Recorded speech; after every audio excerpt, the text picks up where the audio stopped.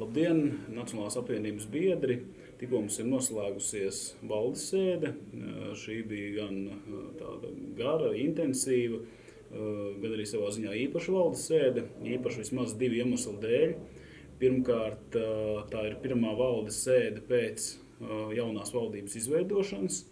Un otrkārt, šī ir pirmā reize, kad mēs pēc valdes sēdes mēģinām veidot šādu video atskatu, ar ko informēt biedrus par lemto, par pieņemtiem lēmumiem, par to, par ko ir sēžu laikā bijušas diskusijas. Centīsimies arī turpmāk pēc valdes sēdēm, ka kāds no Nacionālās apvienības pārstāvjiem mēģinās tā konspektīvi izstāstīt par būtisko, lai arī tie biedri, kuriem ir mazāks iespējas klātienē apmeklēt šīs sēdes, būtu par notiekošo informēti. Valdība ir izveidota un pamazām būtu jāiestājas politikā rutīnas tādam režīmam, būtu jāsāk darboties normālā gaitā gan parlamentam, gan valdībai. Taču tas nenotiks ātri, ir ļoti daudz neatbildētu jautājumu, kā darbosies koalīcijas sadarbības padome, kāds būs partiju savstarpējās attiecības lēmumu pieņemšanas gaitā. Tāpat ir priekšā pietiekoši lieli izaicinājumi, budžeta pieņemšana, dažādu augstu amatpersonu vēlēšana, kas kā piemēram valsts prezidents, Latvijas bankas prezidents, valsts ieņēmumu dienesta vadītājs, Eiropas komisāra izraudzīšanās, tā kā ir daudzi izaicinājumi, gan kas saistīti ar personāliem, gan ar politiskiem notikumiem, piemēram, banku sektorā. Tā kā par tādu īstu rutīnu mēs droši vien runāt nevarēsim. Taču Nacionālā apvienībai ir ne tikai jārēģē uz situācijām, bet jādarbojas pēc sava plāna, un ar to ir arī saistīts pirmais valdes sēdē apspriestais jautājums. Proti, ka ņemot vērā, ka parlamentā daudzi jautājumi tiks lemti deputātu vidū, kuros nebūs iespējams panākt koalīcijas vienošanos, tad mums ir jācenšas par savai partijai būtiskiem politiskiem jautājumiem sniegt likumdošanas iniciatīvas un mēģināt pārliecināt par to deputātu vairākumu. Tā kā šoreiz pie šīs valdības lielāks svars varētu būt tieši diskusijām parlamentā.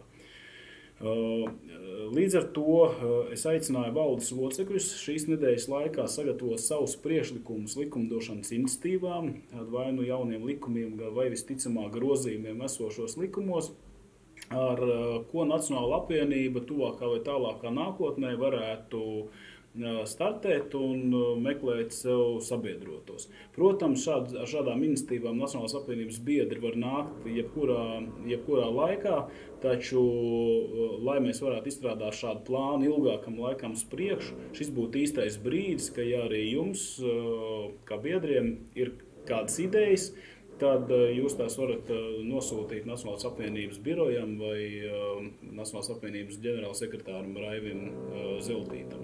Tāpat šo priekšlikumu apspriešanā jums vienmēr ir iespējas konsultēties ar Nacionālās apvienības frakcijas konsultantiem, ar Lolitu un arī Māri Grīnblatu.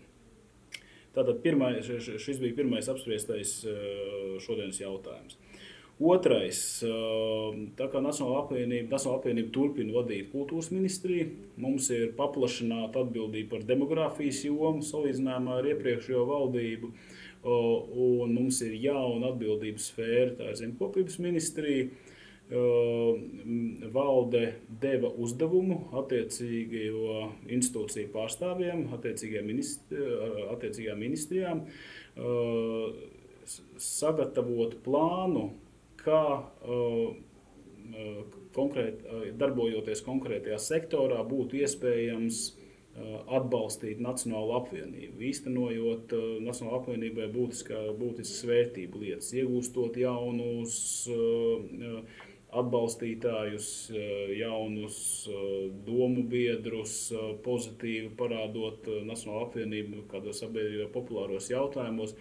Respektīvi skaidrs, ka katrs ministrs primāri rūpējas par savu nozari un risina ar to saistītās problēmas, bet ir jāatceras, ka ministrs ir arī politiska persona un partijas interesēs, lai būtu lielāka sinerģija, ir arī šī dimensija, ka ministrs domā par to, ka ar savu darbošanos viņš var nest lielāku labumu partijām. Tāpēc arī šāds uzdevums mēģināt, kas ir konkrēti par to atbildīgi attiecīgi parlamentārie sekretāri, šī dokumenta sagatavošana, bet konsultējoties ar ministriem, lai tas tiktu sagatavots un prezentēts valdes locekļiem.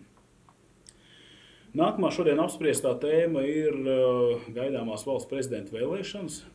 Publiskajā telpā jau arī premjerministrs Krišjāns Kariņš ir izteicies, ka būtu vēlams koalīcijā vienoties par vienu kopīgu prezidenta kandidātu. Nacionāla apvienība ir visaktīvāk jau pašlaik pateikusi, ka mēs redzam, ka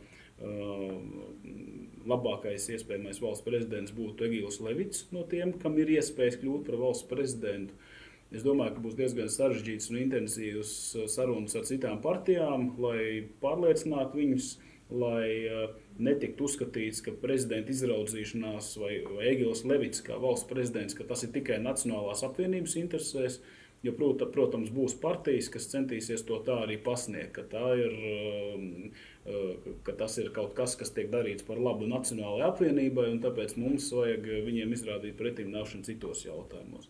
Mēs uzskatām, ka Egīls Levits kā prezidents tā nav tikai Nacionālās apvienības interesi, un mēs mēģināsim pārliecināt kolēģis par to, ka šis jautājums ir, tā teikt, jāizņem no politiskā tirgus, un jārunā atsevišķi visiem mēģinot vienoties. Ja. Kas varbūt nebūs vienkārši ideoloģiski, kā mēs zinām, arī šī valdība ir diezgan atšķirīga un būs izaicinājums, piemēram, liberālu attīstībai pārliecināt, ka Levits ir labs prezidents, jo viņi jau šobrīd ir izteikuši tādas bažas, ka viņš priekš viņiem varētu būt pārāk konservatīvs vai pārāk nacionāls. Nākamais jautājums, ko mēs šodien apspriedām, bija Jura Juraša izdošana. Mūsu biedrs, kā zināms, jaunajā Saeimā vada mandāta ētikas iesnieguma komisiju, kur arī man ir iespēja darboties un kur slēgtas sēdes laikā tiks uzklausīt prokuratūras pārstāvi, vēlāk arī pats Juris Jurašs. Mēs redzam, ka jau pašlaik no prokuratūras publiski paustās informācijas ir redzams, ka nav gluži viss tā, kā to ir līdz šim Juris Jurašs pasniedzis. Un pārmetumi ir ļoti nopietni.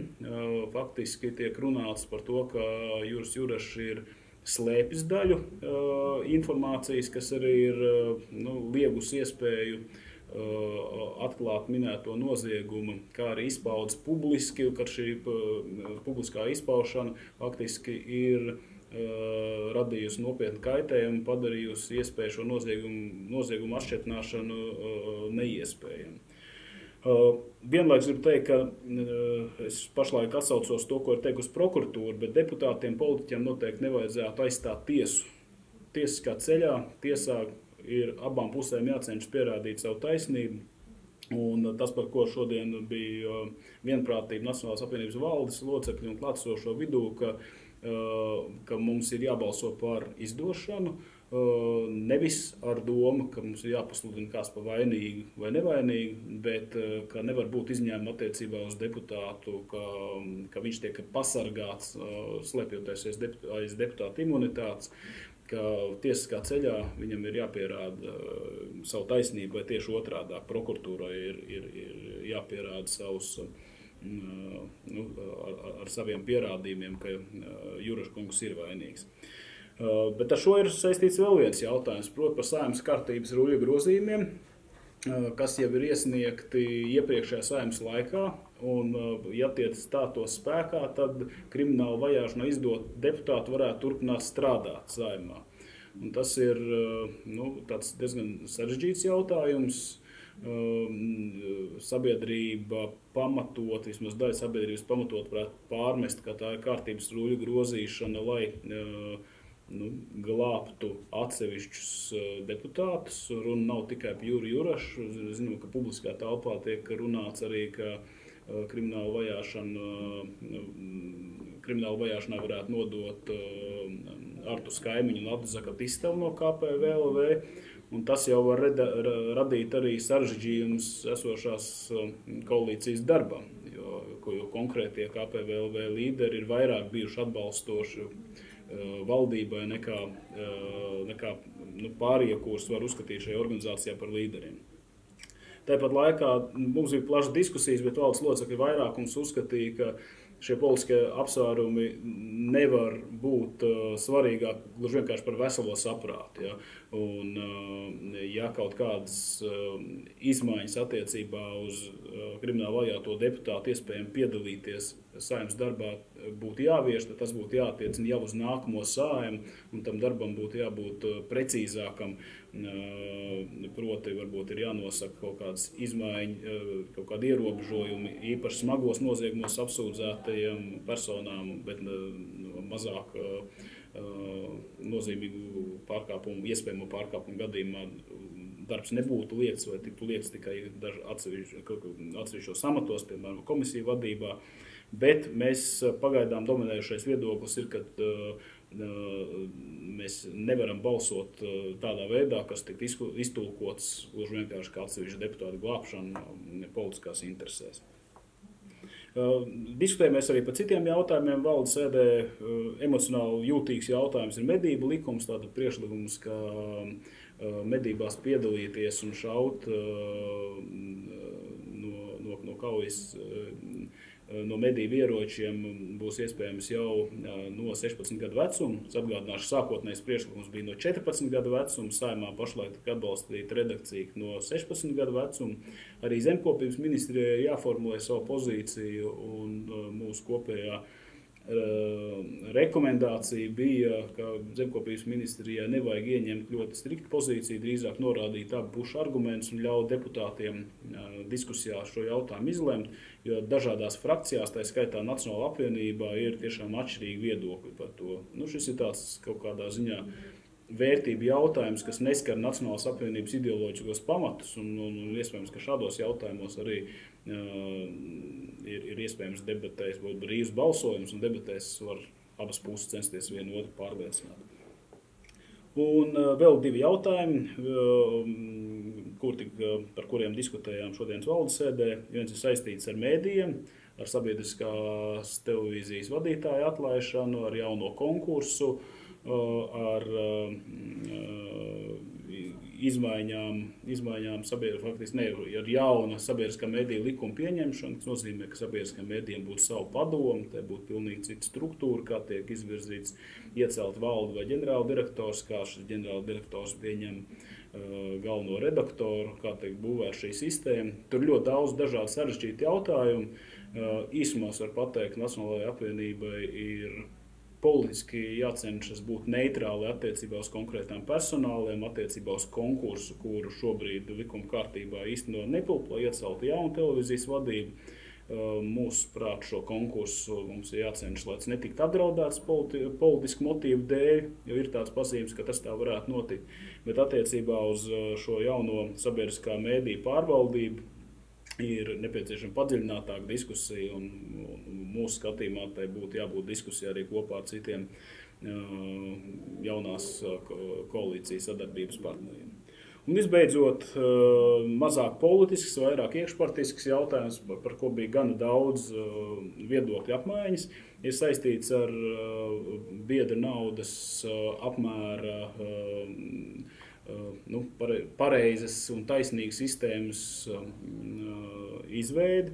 Bija daudz dažādu viedokļu. Radikālākais viedoklis bija, ka vajadzētu pietiekoši augstām biedra naudām būt. Citi klātsošie izteicās, ka ir būtiski iekasēt jau pašreizējā apmērā noteiktās biedras naudas. Mēs nonācām pie secinājumiem, ka ir būtiski sistēmisks nepilnības pašlaik šajā kārtībā, ka ir ļoti būtiski, lai katrs biedrs saņemtu rēķinu un būtu informēts par termiņu, līdz kuram šī biedra nauda ir jāsamaksā, lai būtu precīzi uzskaite un informācija nodaļām un koordinatoriem pieejam par to, kurš biedra naudas ir samaksājis. Un vismaz, manuprāt, ļoti interesanti arī bija ideja par to, ka organizēt biedru aptauju par to, cik katrs personīgi būtu gatavs biedra naudā samaksāt, jo tās iespējas varētu būt atšķirīgas. Un mērķis, protams, Nacionālajai apvienībai ir no vienas puses neuzlikt pārāk augstu latiņu un pārāk lielu biedra naudu, kas nebūtu samaksājama. Tāpat laikā mudināt cilvēkus, tos, kas to var atļauties, samaksāt biedra naudā lielāku naudas summu. Jo, kā jau vairāk kārt esam apgalvojuši, ka Nacionālās apvienības priekšrocība, kāpēc mēs varam justies diezgan droši par savu atrašanos, jebkurā valdībā ir tā, ka mēs neesam sasaistīti ar kādām sponsoru grupām, bet mēs savu pamatdarbību tomēr nodrošinām ar valsts līdzekļiem, ar relatīvi mazu ziedojumu apmēru un ar biedra naudām. Un tieši biedra naudu iekasēšana ir tā, kur vēl ir neizmantots rezerves un kur šo sistēmu sakārtojot, mēs varētu gūt labākus panākumus. Tālūk, tas bija būtiskākais, par ko mēs šodien diskutējam valdes sēdē. Manuprāt, noskaņojums ir pozitīvs, cilvēki ir noskaņoti nevis uz kritiku, bet uz iniciatīvām, uz līdzdarbību. Par to es arī gribu teikt visiem paldies un es ceru, ka arī uz katru no jūsu iespēju robežās aktivitātu un atbalstu Nacionālo apvienību varētu turpināt savu iesākto. Visu labu jums, paldies!